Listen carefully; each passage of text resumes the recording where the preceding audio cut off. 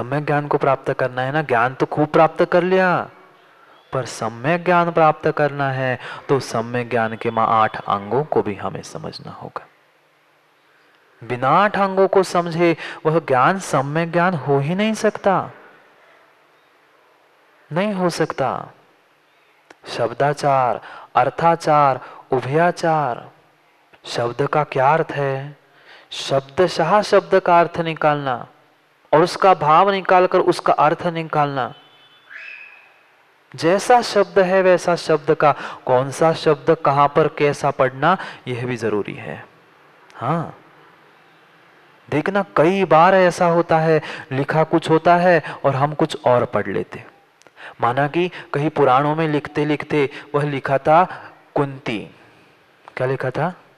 कुंती लिखा था, और न की जगह लिखते लिखते जो नीचे नीचे का राउंड होता है ना, कुंती आधा न और तो लिखते, तो न की जगह मात्र लाइन होगी, क्या हो गया? कुंती ने कहा की जगह क्या पढ़ोगे मां? कुत्ती ने कहा। शब्द कहां पर कौन सा शब्द लेना, कौन सा शब्द पढ़ना, वह भी जरूरी है। अर्थ का अनर्थ नहीं हो जाएगा क्या?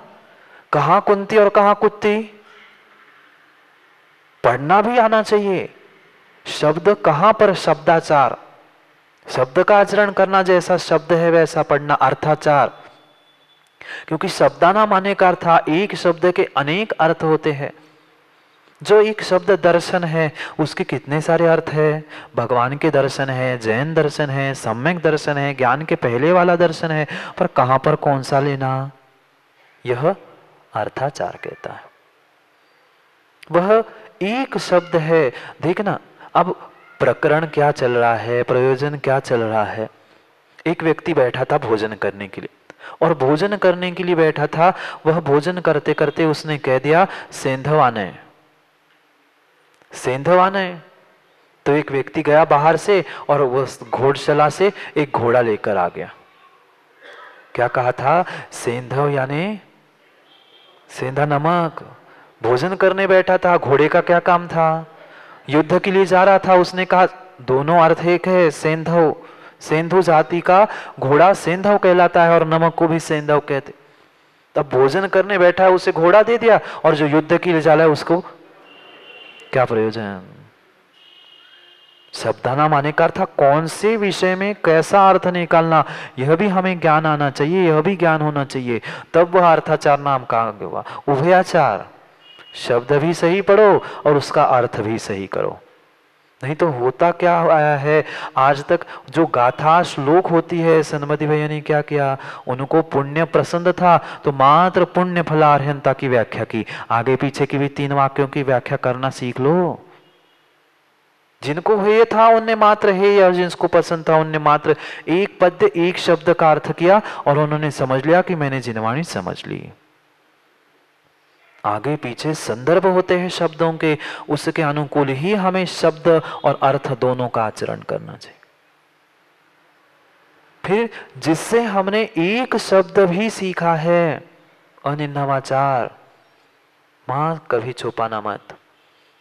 छोटे बच्चे से भी कुछ आपने ज्ञान प्राप्त कर लिया है तो उसको भी याद रखना जीवन में। फिर साक्षात इन गुरुओं ने हमें इतना सारा ज्ञान दिया है, हम क्या करते हैं, बहुत सारे लोग ऐसे ही होते हैं प्रमोद भैया, प्राप्त ज्ञान कर लेते हैं, फिर बड़े होकर वो तो मेरा चिंतन है, मैं ऐसा सोचता हूं, मैंने इतना पढ़ लिया। भाई शुरुआत कहां से की, सिखाया किसने? भूलना नहीं, छुपाना नहीं।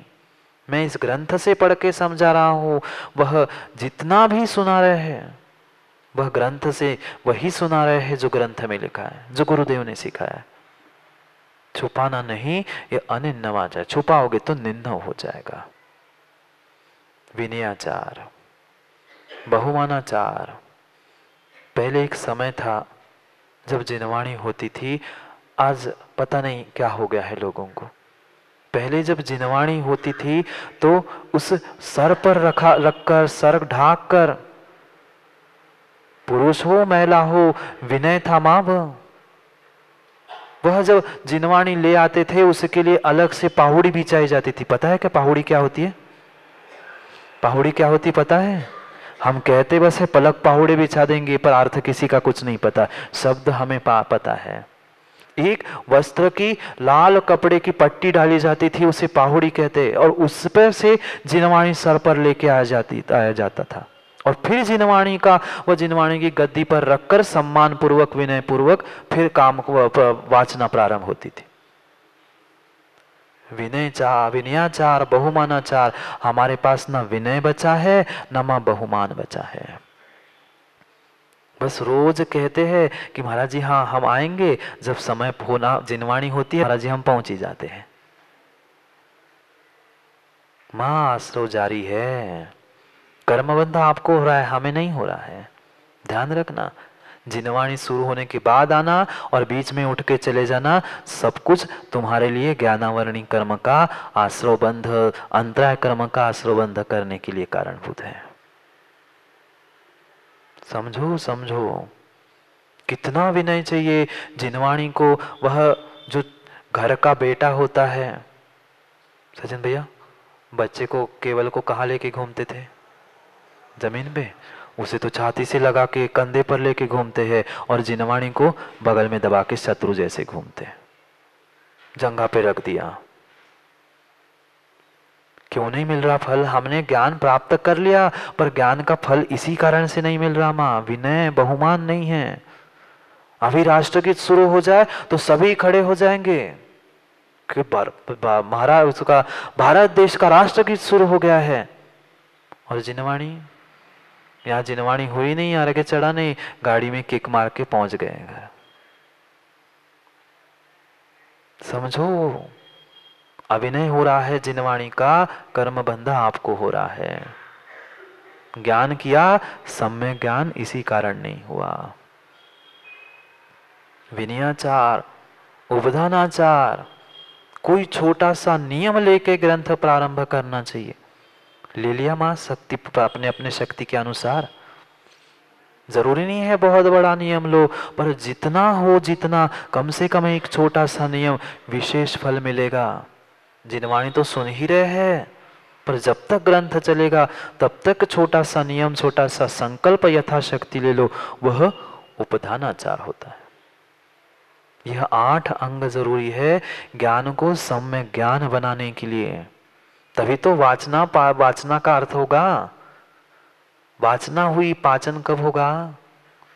या 8 अंग होंगे तो ही पाचन होगा, नहीं तो पाचन नहीं होगा।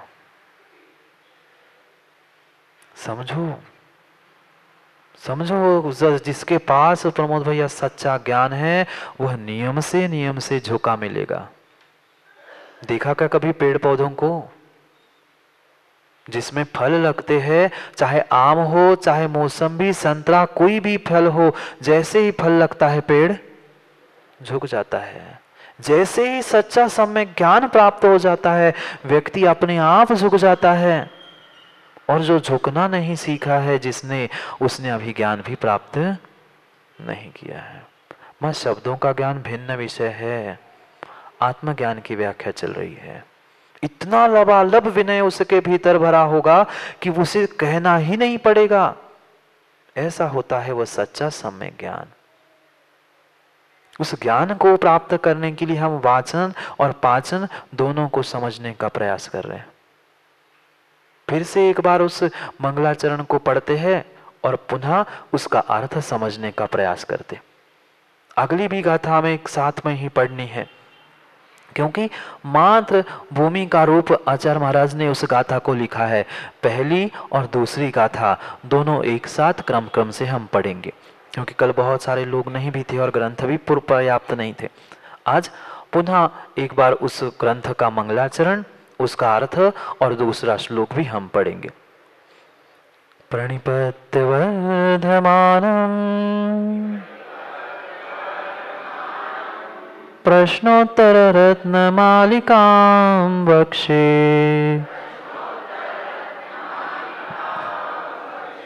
नागनरामरवन्द्यम्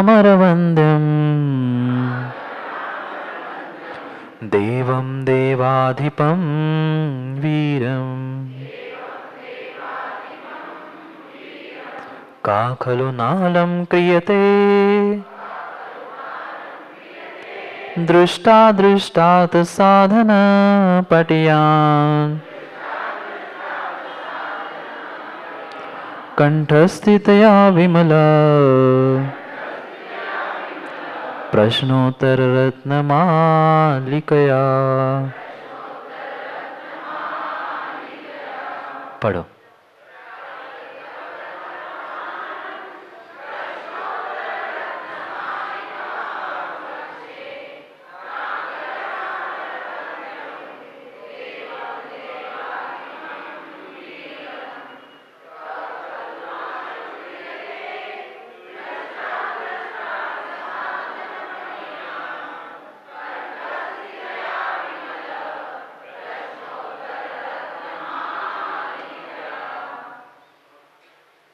प्रणिपत्य वर्धमानम। सबसे पहले भगवान को नमस्कार किया। प्रतिज्ञा क्या थी? मैं प्रश्नोत्तर रत्नमालिकाम वक्षे, मैं उस प्रश्नोत्तर रत्नमालिका को कहूँगा। पर कैसे कहूँगा? सबसे पहले मैं क्या करता हूँ? प्रणिपत्य, मैं उसको नमस्कार करता हूँ, उनके चरणों में झुक जाता हूँ। कौन? वर्धमान। कौन वर्धमान? हमने 2-3 प्रकार से वर्धमान की व्याख्या समझी थी। वर्धमान स्वामी अंतिम तीर्थंकर, वह तो वर्धमान थे ही। उसके साथ जो वर्धमान चारित्र को प्राप्त है, ऐसे सभी तीर्थंकर वर्धमान हैं, जिनकी श्री कौन सी? पैसे वाली स्थिति नहीं, अंतरंग और बहिरंग दोनों प्रकार की श्री वर्धमान हो रही है। ऐसे वे वर्धमान 24 तीर्थंकर, उनको क्या करूंगा? सबसे पहले प्रणिपत्य, सबसे पहले नमस्कार किया, सबसे पहले झुक गए। इतने बड़े आचार्य झुक रहे हैं चरणों में। क्यों? क्योंकि सच्चा ज्ञान था, सच्चा तत्व का निर्णय था। सबसे पहले ये नहीं कहा, अहंकार नहीं, मैं प्रश्नोत्तरी मालिका कहूंगा तो प्रतिज्ञा करनी जरूरी, फिर पहले नमस्कार कर दिया। कैसे है वे वर्धमान, कैसे है वे तीर्थंकर, कैसे है वे अरिहंत? नाग नरामरम वंद्यम, मैं तो एक शूद्र हूं, मैं आपको नमस्कार करता हूं वर्धमान स्वामी, मैं तो बहुत ही क्षुद्र आदमी हूं। पर जो इंद्र कहलाए जाते हैं, ऐसे नागेंद्र, धरणेंद्र, नरों के इंद्र, देवों के इंद्र, देवेंद्र, धरणेंद्र, नागेंद्र, सभी इंद्रों के द्वारा जो वंदनीय है, ऐसे देव और देवों के भी देव, देवाधिवम, देवों की देव, देवाधिदेव। हम किसको मानते हैं? स्वर्गों के देव भिन्न विषय है, उन स्वर्गों के देवों के द्वारा जो पूजनीय है, वंदनीय है, ऐसे देवाधिदेव, अरिहंत देव, वर्धमान प्रभु, तीर्थंकर प्रभु, नाग, नर, अमर, 100 प्रकार के इंद्रों की व्याख्या की। आगम में 100 प्रकार के इंद्रों की व्याख्या की। कल जो पंचास्तिकाय का भी मंगलाचरण किया, उसमें भी आचार्य महाराज ने लिखा है, इंद्र सतवंदियाणम, 100 इंद्रों के द्वारा जो वंदनीय है। पुनः वही विषय जाएगा कहां से? सबकी शैली, सबके शब्द, सबकी व्याख्या भिन्न हो सकती है, भाषा भिन्न हो सकती है, पर पहुंचेंगे वही अरिहंत तक। जो 100 प्रकार के देवों से, कौन से देव? वे देव स्वर्गों के 100 इंद्रों के द्वारा जो वंदनीय है। उसी टीका में आचार्य महाराज लिखते हुए अमृतचंद स्वामी जयसेन स्वामी ने लिख दिया, भवनालय 40 व्यंतर देवान होती 32, कप्पावर 24, चंद्रो सूरो नरो तिरियो। प्रत्येक के एक इंद्र होते हैं, उनकी संख्या लिखी। भवन 4 प्रकार के देव होते, पता है ना? भवनवासी, व्यंतर, ज्योतिष और कल्पवासी। उनके तो इंद्र होते हैं, साथ में दूसरों के भी इंद्र कहे। मनुष्यों में भी इंद्र होता है, तिर्यंश का भी इंद्र होता है। उन सबसे वंदनीय है वर्धमान स्वामी, उन सबसे वंदनीय है वह तीर्थंकर भगवान। भवनालय 40, भवनवासी के 40 इंद्र, कप्पावर 24, कल्पवासी के 24 और 32, और वह चंद्र सूर्य ज्योतिष के देव कहलाते, ज्योतिषों के इंद्र कहलाते हैं। और नर यानी मनुष्य का इंद्र यानी चक्रवर्ती, और त्रियंशों का इंद्र सिंह। इन सबके द्वारा जो वंदनीय है, वंद्यम देवम, ऐसे वंदनीय देव कैसे है? देवाधिदेव, उन्हीं सभी देवों के द्वारा जो वंदनीय है, ऐसे वीरम, ऐसे वीर भगवान, ऐसे वीर भगवान। इस वीर का अर्थ 24 तीर्थंकर भी है। पता है कैसे निकालोगे? प्रभुदया, इस वीर का अर्थ 24 तीर्थंकर भगवान है। वीर प्रभु तो है ही, पर 24 कैसे अर्थ निकलेगा? समझना, जिनको समझा है वीर वीर का अर्थ है ये तो पता ही है, पर 24 कैसे अर्थ निकलेगा? उसमें 2 अक्षर है, व और र। उस आगम में उन शब्दों को अंकों के द्वारा गणित में लिया जाता है। एक बार कहा था शायद मैंने, श्री भूवलय नाम का ग्रंथ है, मात्र अंकों के द्वारा ग्रंथों की रचना की है, और अंकों से वेदों की ऋचाएं, हमारी कुंद कुंद स्वामी की गाथाएं, सभी दर्शन के उपदेश आदि सब कुछ उसमें से निकले। किससे? अंकों से लिखे गए उस ग्रंथों में। तो प्रत्येक अंक का, प्रत्येक अक्षर का अंक निर्धारित कर दिया गया है। वीर गिनना, माँ स्कूल में वो 12 खड़ी पड़ी थी, याद है क्या?